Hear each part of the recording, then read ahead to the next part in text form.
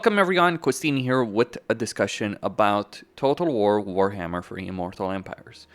Based on some of the comments I've gotten, people have asked me to do a series effectively on the kind of changes, the kind of fixes that I would like to see implemented for certain races in the game, because I do spend a lot of time talking about the various issues, so this is where that's coming from. Just a series of fixes, some minor, some major, for certain races in the game that could really benefit from them. There are some races that are in a pretty bad spot, there are some races that are in a good spot, but just need some tweaks in order to have a more enjoyable campaign experience from my perspective. And I'll start with Shadows of Change, because we are going to get new content for Shadows of Change, and hopefully among that, there will be some racial fixes and changes.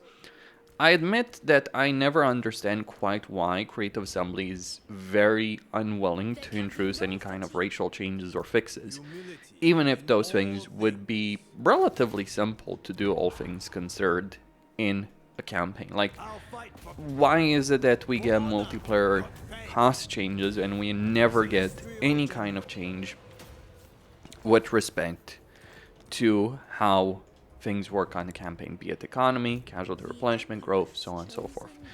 So let's start with Cathay. Cathay is a good race. It's one of the strongest races in the entire game. If you play a Cathayan campaign, you will end up dominating that campaign, assuming you know what you're doing. Like over here, it's turn 24. Basically, all of Cathay, or the vast majority of Cathay, is under Cathayan control. And I've been spending a lot of time in this campaign actually just confederating the minor Cathayan factions and suffering as a result of that in terms of public order. So Cathay is in a good spot as a race, but there are certainly some issues that do drag down the experience. Like, Cathay is strong, it's good, but I would not say Cathay has a lot of replayability, because you play a Cathayan campaign once, that's kind of going to be the experience you're going to get. You're never really going to get more out of a Cathayan campaign than what you get in one or two of them. At least a successful one. So play Xiao Ming once, maybe Han Bo once, Miao Ying, all that. It's rarely, if ever, going to change. And there are very clear reasons behind that do drag Cathay down. So the first thing I would change with Cathay is add the system of warband upgrades for some of these units. There is a mod that does this, but you know, when it comes to mods, I admit that while I do play modded games, there comes a point where you just feel you're no longer playing the baseline game, you're just playing whatever it works out there. But one thing I would add to make for a more interesting campaign dynamic for Cathay would be a system of warband upgrades. This would likely increase their strength, but not necessarily by as much as you might think, because there would be some cost with it. That's the thing with warband upgrade. You lose experience, you pay money, but you get greater unit variety. That's why the mod is so great. So I think integrating that mod in general in the game better would do wonders. But for Cathay especially, why is that? Well, we take a look at Cathay's roster. You have Jade Warriors, and then you have Jade Warrior Halberds. They're the same unit, just with a with a halberd as opposed to a sword and shield. There's no reason why we shouldn't have an upgrade system between these units. This unit is generally better, weaker against range, far better in melee, because most of the damage is going to be armor piercing. That's one aspect. Another very annoying aspect is the issue of Jade Warriors and Jade Warrior Crossbowmen. Literally the same unit with just a bit more melee defense and a bronze shield, but exactly the same unit. And let me ask you this, would you give up a bunch of experienced Jade Warrior Crossbowmen just to get the shielded version? No, that's ridiculous. Because sure, you won't have that shield in certain situations against range-centric factions, but you're going to lose out on a lot of that unit experience, which increases accuracy, leadership, melee attack, all that. So making that choice is just not really that great in a campaign. So a system of warband upgrades for certain Cathayan units would be great. Maybe not for all of them, to be sure, but maybe, you know, an upgrade for flying machines, so you would actually have a reason to recruit Sky Lanterns instead of just like ignoring the unit exists until you can get Sky Junks. That kind of stuff, but it's just certain upgrades, or upgrading peasant horsemen into Jade Lancers, upgrading peasants into Jade Warriors, all that kind of stuff, having an upgrade for peasant archers into Iron Hail Gunners, all that. Basically, what the Warband upgrade mod does integrated into the main game. That's one of the things. I think it would make Cathay armies more diverse. It would give you a reason to actually recruit cavalry, because one of the things that allows you to do is just get Jade Warrior Lances, whereas in the base game, you're just not willing to sacrifice the building slots in order to get that done. And besides, you need tier 3 for Jade Lancers anyway. So that's one of the things I would certainly do right there. The first thing I would do. Second thing I would do in a Cathayan campaign is climate suitability. Because this is the problem in every Cathayan campaign, even Yanbo, who does at least have jungle. You play a campaign in Cathay. It's a short, nice, sweet campaign. But then that's it. You have very little reason to play a longer campaign of Cathay, because the diversity of units is... It's certainly going to increase, but not as much as it should. And you're going to end up suffering significantly in a campaign, in any campaign, as any race, if you're constantly dealing with bad climate. And problem is, for Cathayans, the climate they have around them is always bad climate. The only territory in the entire campaign that they can occupy beyond Cathay itself is the Empire. And are you really going to make your way all the way to the Empire when you're playing a Cathayan campaign? Sure, you could make your way to Kemri if you wanted to. But this basically kills any potential for a long Cathayan campaign. And it's not like there isn't a lot of potential fun to be had if you're, say, fighting in the Mountains of Morn. I mean, going up against Grimgor? Hell yeah, that could work. But not with constant climate limitations of a campaign. That's the second thing I would change about Cathay. Third thing, replenishment. Cathay has good armies with high level of armor, have a good Autoresolve result. They do not have any great way of increasing replenishment, so you end up in campaign after campaign after campaign as Cathay having to fight battles manually that are not particularly interesting, because you know you're going to win them. You know you're going to win them with minimal casualties, so it just kind of creates this situation where yes, you can use Autoresolve mods and maybe some casualty replenishment mods, but I emphasize, like, mods should not fix what could be easily fixed. What could be easily fixed by creative assembly. They are hopefully going to add the new hero type in Shadows of Change with the fixes they're adding, and hopefully it will be a hero that you will get access to, at least get access to at tier 2, if not increasing the capacity at tier 2, in order to end a melee hero with casualty replenishment. That is something I would consider essential in a Cathayan campaign to improve the experience. Because with poor casualty replenishment, you're just forced again into fighting these boring, forgettable battles. Yes, Autoresolve mods help, but just not a great thing. I've talked about the essential issues I consider with the game as a whole, and I do consider Autoresolve part of that, but out of the factions in the game, it's not like Cathay has a bad Autoresolve situation. They do not. Quite the opposite. So what I would like to see with Cathay is just like replenishment, so I'm not forced into fighting endless battles for no real reason, just the fact that I'm doing it for a freaking Autoresolve result. Just because I'm doing it to not have to suffer this crippling casualties that do hinder my campaign experience. So those are some of the things I would look to change in a campaign. But this also brings up the final point, the compass. The compass, even as Yanbo, is utterly worthless. And also, I shouldn't ignore Harmony. We'll talk about that. But the compass right now is utterly worthless, because it's the only way to increase casualty replenishment. So as long as Cathay has poor casualty replenishment, you want to keep this the Great Bastion active. Sure, you could swing it in another direction, absolutely. But essentially, there's no reason to have it on anything other than the Great Bastion, because it will help you that much. Unless you're willing to fight every battle manually, or you're using Autoresolve mods. But even with Autoresolve mods, you probably still want to have the Great Bastion effects. The other issue with the compass, though, is casualty replenishment aside, if you have good casualty replenishment, there's no reason whatsoever to not have it active on Celestial Lake, which is something that I would like to see changed for Cathay in Warhammer 3. Because it's just basically like you're only using it for casualty replenishment because that's the best choice. And if you have good casualty replenishment, let's say they add the hero, then there's no reason whatsoever to have it on anything other than Celestial Lake. all of these changes, it's like the god system of Troy. Like, same with the supporter system in the God Invocation of Kislev. The god system of Troy, for all the things that Troy did well, was not great, because Aphrodite was just far better. This is like the exact same experience. You have a compass option that boosts your economy by 15 freaking percent.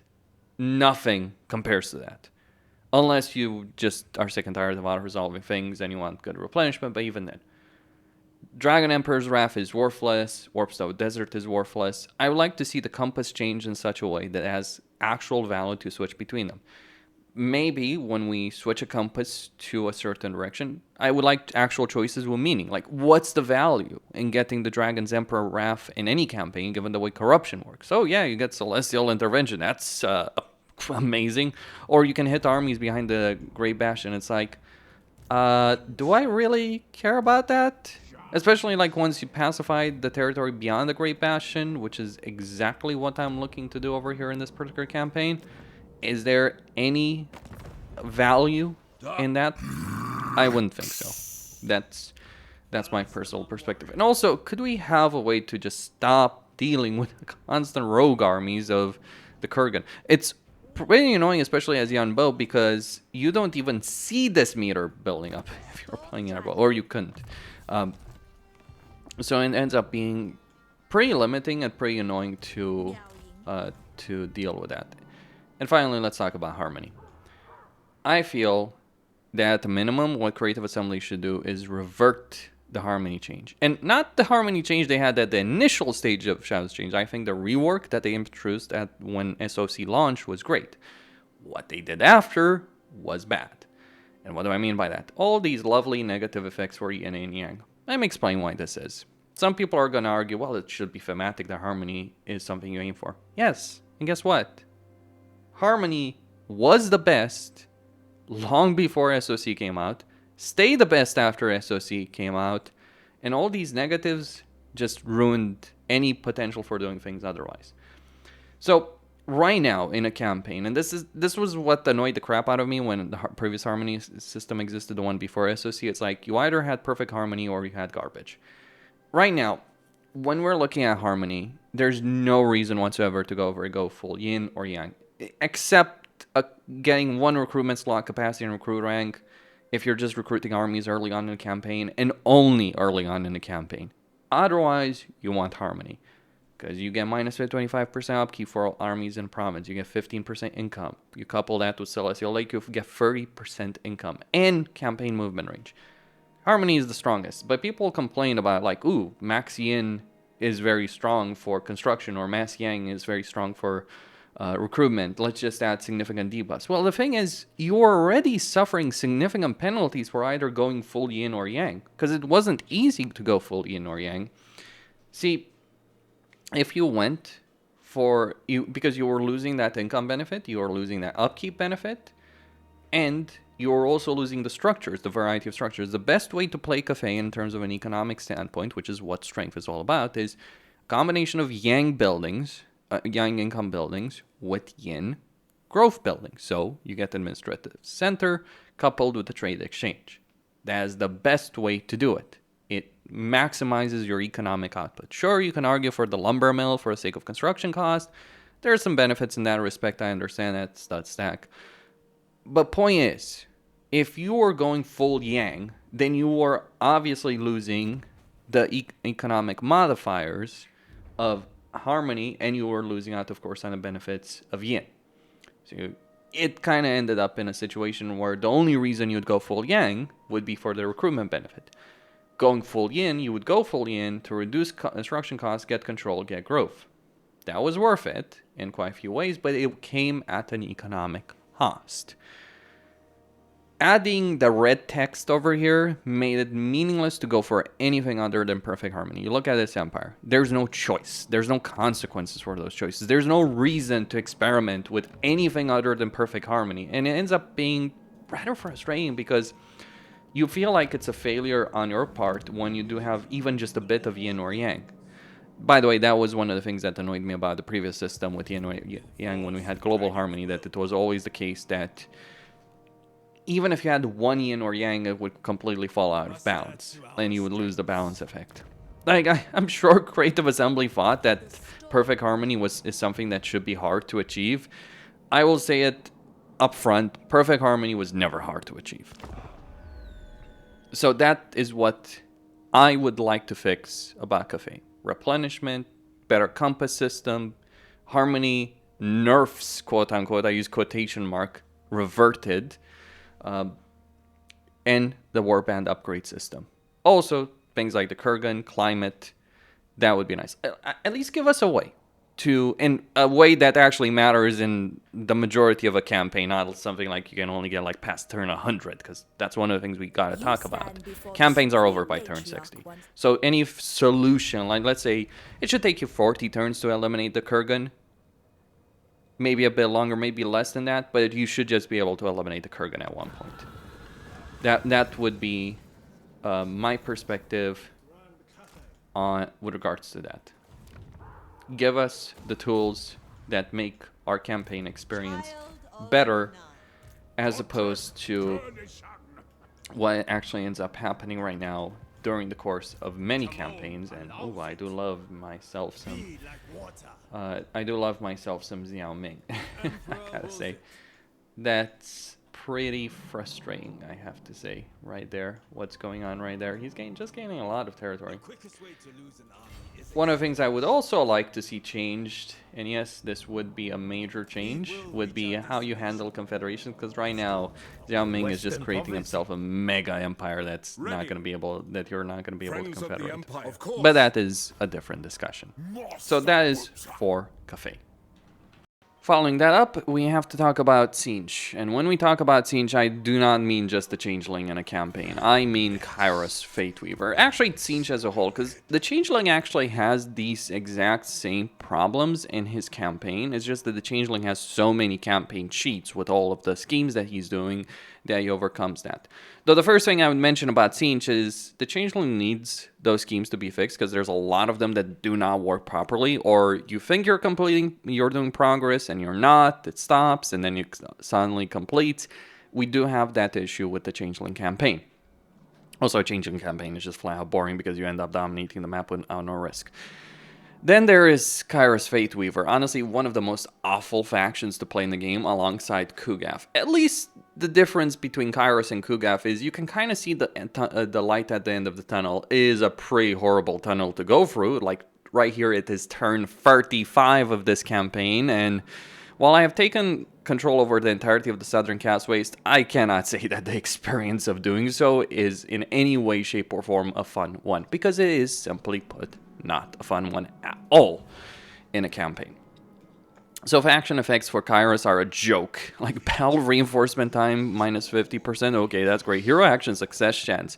Yeah, you will have so many heroes to play with in this particular campaign. I can't wait to be able to use these heroes. Now, Kairos is kind of a sad state of affairs, because he should be such a really fun and interesting and compelling legendary lord to play.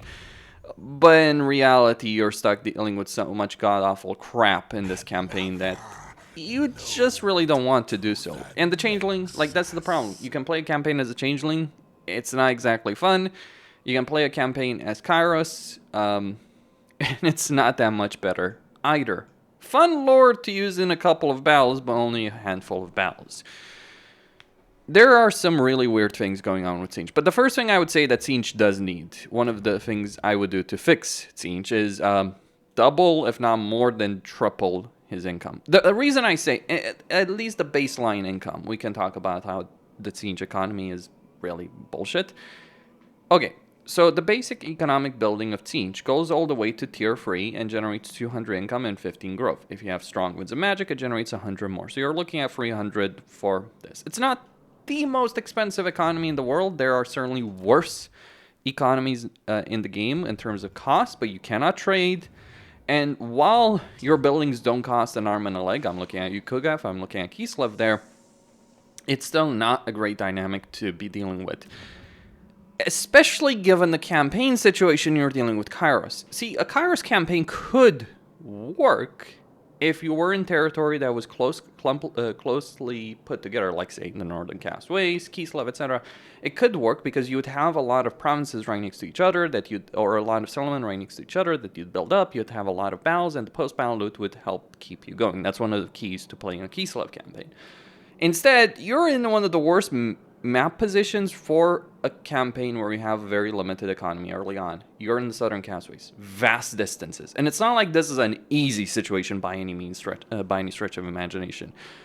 You have Oxyatl, you have Teclis, you have Krokar, you have Tic-Tac-Toe as well to deal with. These are all pretty strong Legendary Lords. I mean, Oxyatl is the strongest Legendary Lord of the Lizardmen by far, and when you're playing on Legendary in a campaign, you can bet your ass that every single one of the Lizardmen would hate you, would utterly despise you, and Teclis will be swarming you with armies, and not weak armies. We're talking here Saurus. And Teclis, who's the easiest, quote-unquote, to deal with, he still will have magical potential, spearmen, and archers, which will do a pretty good job at obliterating you in a battle. So, again, not a great dynamic to be dealing with during the course of a campaign when you've got a limited economy coupled with large distances to cover. You might say, well, Boris Ursus has that same situation. Yes, but here's the thing. Boris Ursus earns more in terms of post-battle looting and sacking income, and he also doesn't have as many powerful foes as Kairos has. Like, the only major faction that Boris Ursus has to deal with, the only one that gives him pause is Archaon. And you can defeat Archaon so quickly enough that he doesn't become that major threat that he can end up being later on. And you don't even have to deal with Archaon. You can go for Prague, you can go for Frot, you can go for Trog, you have a lot of flexibility. That is utterly lacking in a Kairos Fate Week for campaign. And it boils down to the economy. Now, Tzeentch does have pretty powerful units, but that's like saying, well, water is wet. All the Chaos factions have the potential of very powerful units. It's the limitations on acquiring those units that really hurts these campaigns. So you can acquire Forsaken of Tzeentch and Sangors at tier 2, and they're very strong units. An army like this will defeat flat out any other army in the game, especially when led by Kairos. That doesn't mean it's a fun dynamic to deal with. So I would say income needs to be better in order to have the flexibility to deal properly with all the situations you encounter. Because as it currently stands, you're just running. It's kind of what's bad here. It's like if you started here in the Demonium Hills, like literally at this point in the Altar of Facades, this campaign would actually be better because you just march west directly into Oxyatl. And it would work. Instead, you start marching east. Oxyatl comes from the west. Teclis comes from the north, Krokar comes from the northeast, you end up getting screwed. So it's like that kind of awful campaign situation. I would change that dynamic, have Kairos start east. This would actually improve Teclis' campaign as well, because he wouldn't have to worry about so quickly dealing with Kairos and could expand more freely among other factions and then eventually have to deal with Kairos. But the way things are currently right now, just not that fun. Like basically what you do, you start with good relations with the faction over here in the Southern Waste. You wait until they're willing to confederate because they'll be beaten up by Oxyatl. You make not trade agreements, non-aggression, military access, all that. You improve relations and maybe you funnel some money that you don't need. You only build one army, conquer all of this. You wait until Oxyatl is at war with these guys. Start recruiting a second army over here. Eventually, once you deal with Oxyatl, you go deal with Teclis, you deal with Krokar, or you start building a second army very quickly. Then you pray you don't end up bankrupt. It's just not a campaign dynamic that works. So income needs to be better. Starting position needs to be better. That's what I would change. Fundamental things. Then there's the research tree. Oh, yes, the wonderful research tree. The changing of ways. The fact that so much of it is locked behind research that takes a long, long time to actually complete is not exactly a really fun thing to be dealing with during the course of your campaign. You can screw over certain factions. You can manipulate the situation in your favor, but it ends up just feeling like a gimmick. Maybe it shouldn't. The cost of a lot of these things ends up being very high, and you're certainly not going to be rolling over in so many grimoires that you're just going to be able to do whatever you want, beyond the fact that a lot of it is locked behind... a lot of it ends up being locked behind research in a campaign is also not particularly fun. And your limited economy means you're playing with a lower variety of units and heroes in a campaign.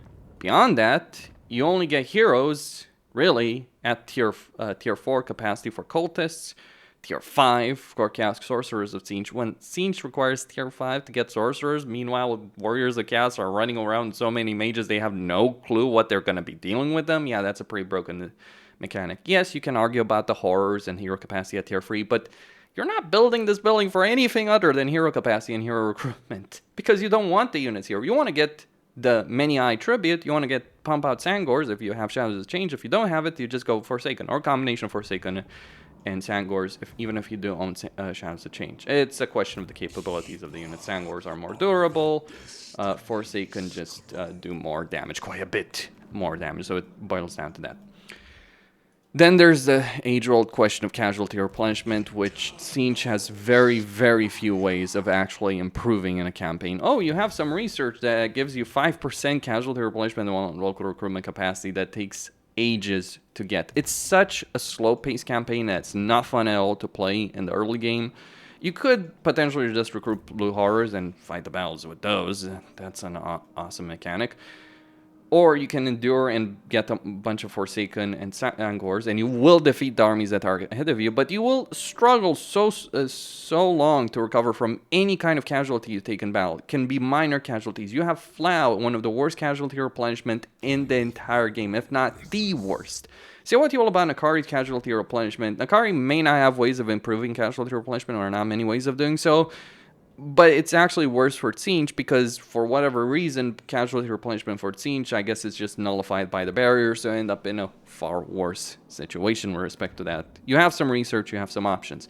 By the way, when we're talking about the economy of Tzeentch, yes, you can eventually end up earning a lot of money at Tzeentch by building warp lymphs, getting Winds of Magic to a higher level, getting Winds of Magic, getting a commandment that gives you that. And once you do succeed, once you do manage to do that, you can actually end up earning a lot of money at like turn 60.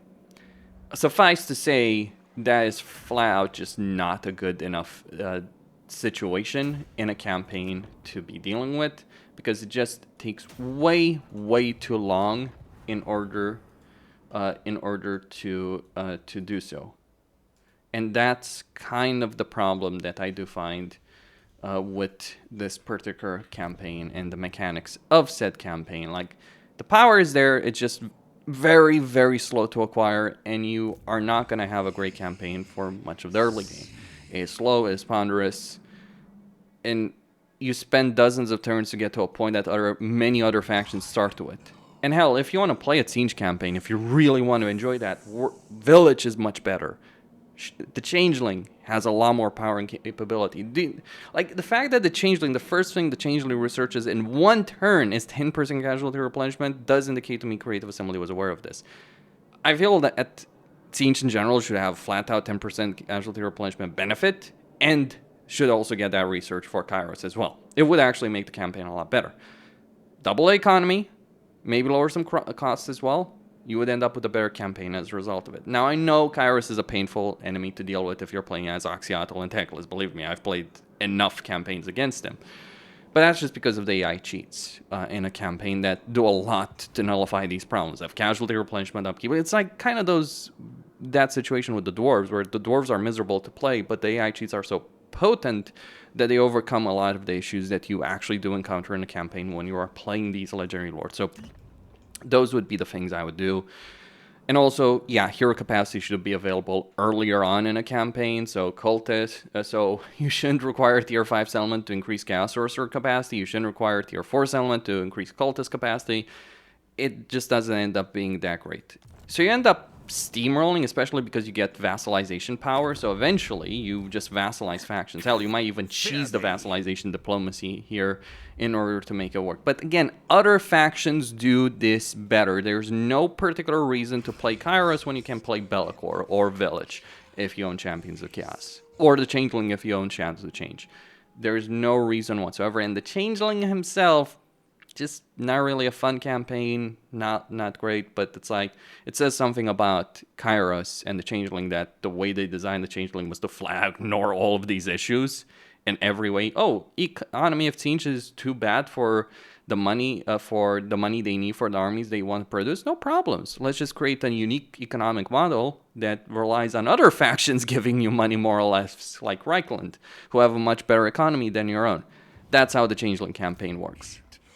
Is pretty telling. And I think that's one of the things that Creative Assembly, they should have improved the race. Making a unique campaign for a Changeling, all well and good.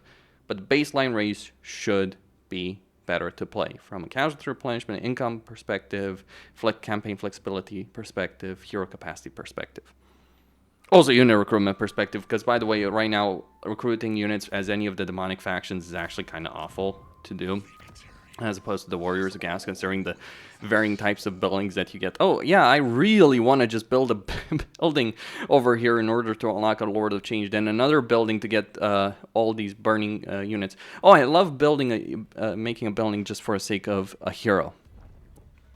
And then finally, Kislev at the end over here for Shadows of Change. Kislev has been a messy race ever since their introduction in Realms of Chaos, and it ought to be stated that for all of the patches, for all the time that has passed since the release of the game, the release of Immortal Empires, Creative Assembly has done very, very little to fix Kislev. Now, you can do very well in a Kislev campaign as Boris Ursus, Stankia, even Kastaltin. Katrin, it's kind of mess. Her campaign starting position doesn't really allow her to do exceptionally well in her campaign, but there's still potential if you play your cards right. But here are the things I would personally change with Kislev. One, their economy is ridiculous. You have 5 tiers of a basic economic structure. Obviously, you can only build 3 tiers in a minor settlement. It's like, oh, you can produce a lot of trade resources. Again, as I've stated before, I do not care how your economy can look at turn 100. I care how the economy looks between turns 1 to 60. In Kislev's economy, yes, you can build up. If you conquer like half the freaking map, you can build up scalability that, again, other races have from the very beginning of their campaign. Your structures are expensive, and they require a lot. You can produce plus 50% tradable resources. Do you know what this is worth? This is worth 5 Elven Lords, or 6, really. A 6 actually would produce more tradable resources faction-wide. Not province-wide, faction-wide. And they would also produce more income.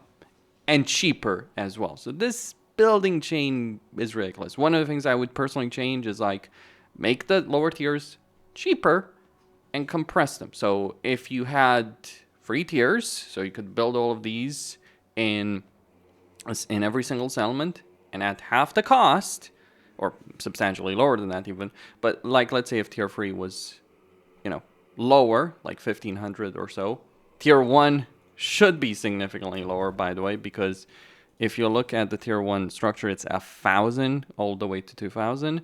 So you should only have 3 tiers, at most 1,500, starting 500 to 1,000 to 1,500, with all of the effects that go from tier 5 into a tier 3. Kislev's economy would be substantially better, which would help solve so many of their problems. Also, another thing that should be happening in their campaign is that the farm estate should be generating double income.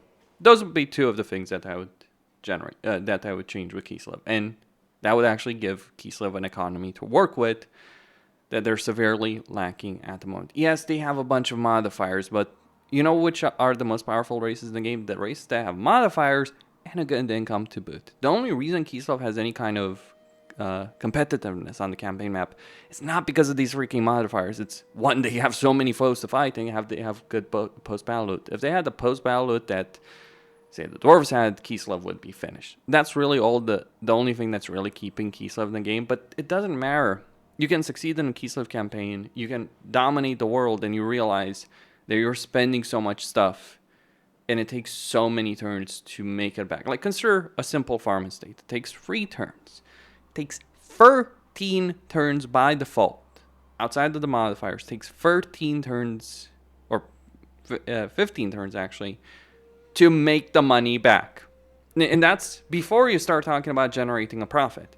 So anyone who tells me a Kislev's economy is in a good position, no, is in a crappy position. They can trade, so they're kind of not quite as bad as Kairos. in a lot of ways in that respect, but at the same time, they just don't have the potential like Kairos. And Kairos is not a good economy. Like, if we're talking about crap versus crap, that is not a good comparison. So that's one of the things to mention here. There are some nice things like the Atomans and all that. Keep those, the cities, all that. Though I think Old World did it far better, where they put the cities in actual provinces, and suddenly the cities become significantly stronger because all these effects, like lowered, higher, or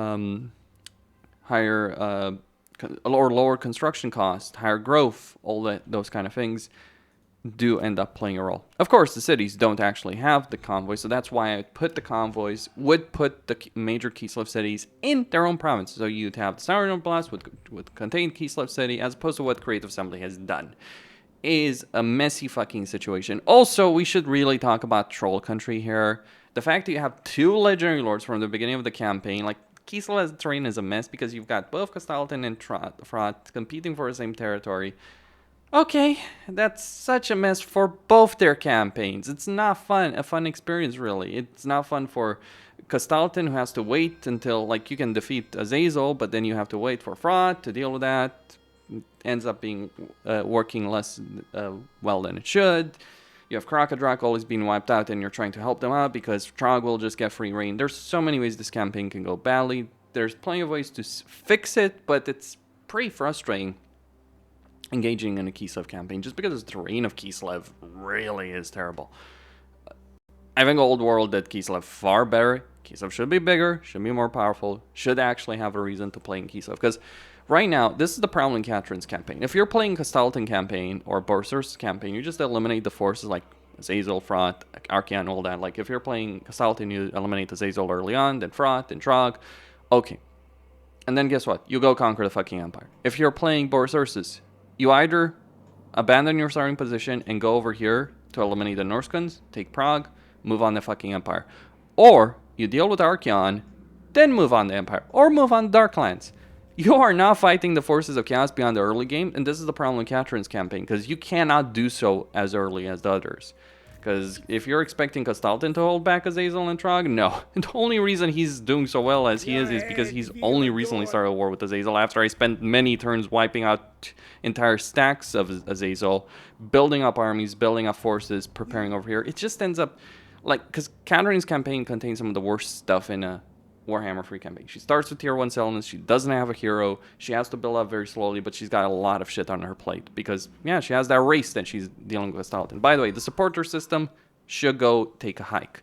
It is annoying having to spend so much time and effort for a supporter race. Now, you might say it's irrelevant the speed at which you're completing this supporter race. To which I reply, no, it's not irrelevant. It's actually quite very relevant to you in your campaign. Not because you care about Confederate Kastalten or anything like that. No, it's because your short campaign victory condition is tied to getting 600 supporters. That is absurd. Like 200 at most. Let's just put it like that. 200 at most.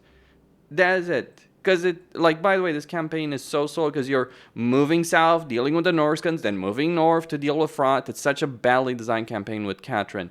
Now, maybe this campaign would actually be better if, say, Katrin... Oh, just tiny idea. Let's say she started near Igorov, had to take Fort Jakova, or she started near Fort Jakova, and had to move all the way over here to deal with some Norskans. Maybe that would be a better campaign dynamic. Just like Kairos' campaign is worse off because he's moving in the wrong direction than the one he wants to go in. Same situation in Katrin's campaign. So what do you all about Kastalten? At least he's moving in the right direction. Borosirsus, yeah, he might waste some turns in campaign, but let me say this about Borosirsus. I confederated him and sold the Tower Torment to Archeon, so it's like, we're best friends, whatever. Let me say this about Borosirsus. You can waste time in abandon starting position, but that comes with its own issues because you're going to end up in this kind of situation where you're leaving Archeon alive, and Archeon is going to capture a lot of territory if you just leave that territory for him. So if you're playing a Borosirsus campaign, you should defeat Archeon. In a lot of ways, you can defeat Archeon. The problem is it's annoying having to hold the territory, so it kind of ends up being annoying. But it's like, anyone who tells me Borosirsus is a worse campaign than Katrin, I'm sorry. It's like, this miserable campaign, I would rather pretend it doesn't exist. The worst campaign, one of the worst campaigns to actually play. outside of like Kugaf's campaign is ruined because the race is bad. It's not because Kugaf is so horrible. Catherine's campaign is ruined because she's actually crap. Her entire campaign plan. Like, if Nurgle had triple the economy and lower construction costs, Nurgle would actually be pretty fun to play, pretty fine. And you would have issues with recruitment, but still, it would be a lot better. With Catherine's, it's just the entire design of the lore, the skill line, the plan of the campaign, the terrain, all of that is what I would change. Also, yeah, devotion and invocation of gods need to take a hike. Fun fact that Astankia, the new legendary lord, doesn't have to deal with either devotion or invocations. Though, what that actually ends up resulting in, believe it or not, is that Boris ends up being stronger than Astankia. Until she does her final ritual, but she doesn't have a patriarch, so she had no replenishment early on. By the way, what is Astankia doing in Nagrand? I can understand varied campaign starts. Yanbo kind of makes sense, I guess. Kind of, sort of, if you look really closely. Changeling makes sense. But Astankia, what is she doing there?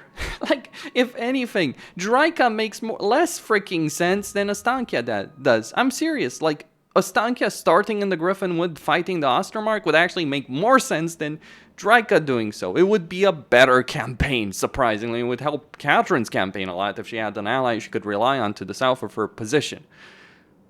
I guess they wanted to prevent the Order Tide, but it's not like Draika is an enemy of the Empire. In fact, Draika is the one thing holding Azag back, so it's like she ends up in a war with Azag, so that benefits the Empire. It's like, if the idea of Draika being here is to prevent the Order Tide, I'm sorry, mission failed successfully, Creative Assembly.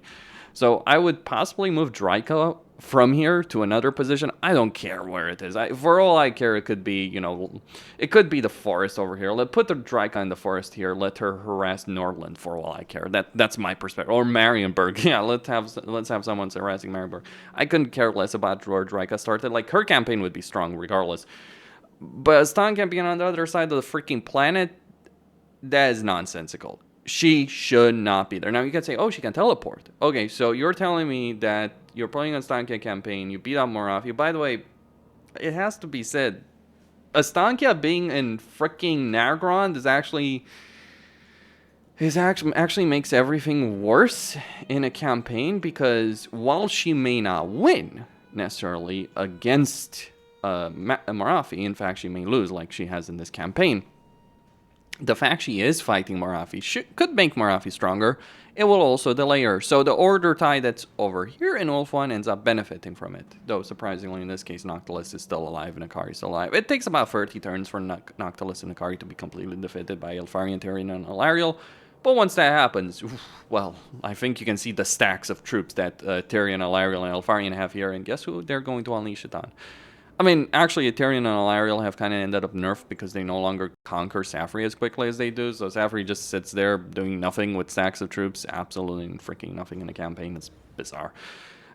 Safri doesn't make sense, regardless of how you cut it. Maybe if Safri was overwhelmed by demons and Tyrion had to go clear it out, that would make a bit more sense than... And because Teclis had taken all the mages and like Safri got overwhelmed, maybe that would make more sense. I don't know, maybe Kara should start in Safri, have war with them. I'd actually take that campaign. I'm not joking. Like, I would take that campaign. It would make Ulthuan a real battleground to add Kairos and Nakari in the same map. Oof, imagine if CA did that.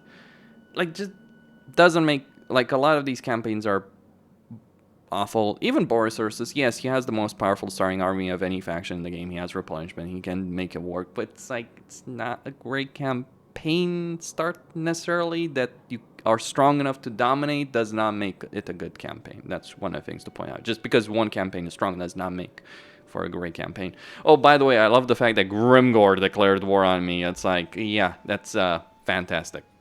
So you have a great campaign dynamic to deal over here. And by the way, he declared war on me after beating the shit out of Astrogoth, and I'm like, I was just about to finish Astrogoth myself, so it's like, yeah, thanks, Grimgor. Good stuff. That's gonna end up being really fun in this particular campaign. So there's potential to be fun, but the limited economy, the slow start for Catherine, just the sheer power. Like, the problem with Kislev is this: their baseline is weak. So how do you make them strong? trade resources make them strong, the special cities make them strong. Well, kind of like getting control of those freaking cities. The supporter race just... Hector in Paris was not especially a great mechanic. It kind of worked because there were ways to play a campaign properly and make it work and win the race. This supporter race is utter bullshit. Not being able to get devotion from anything under the cast when you're fighting greenskins, Skaven, vampires, a frenzied wood elves is nonsensical, but it's only chaos. That's ridiculous. It's just an absurd mechanic, on top of an absurd mechanic. We can really see the bad design of Realms of Chaos seep through, so that needs to be changed. And also I need to mention this, because I'm pretty certain that to some extent this is true. Creative Assembly needs to abandon this idea that Realms of Chaos and its balance is war for them, because I'm sure some of these economies and limitations that we have in these campaigns are because of design intent for Realms of Chaos. This, by the way, applies to Chaos Dwarves. Chaos Dwarves could use more hard-earned cash. Just a bit more, right, from their economic structures, because right now they seem like they get very strong, very powerful if you build them up, but some cash limitations in their campaigns that do limit them a bit, but still an S tier race. Anyway, Costin here signing out. Don't forget to subscribe, like, and enable notifications. Stay tuned for more. Thanks to Protossx, Kebie, Fingo, JK, Vacre, Alain, Alex, and Daniel. And to all of you who make it possible.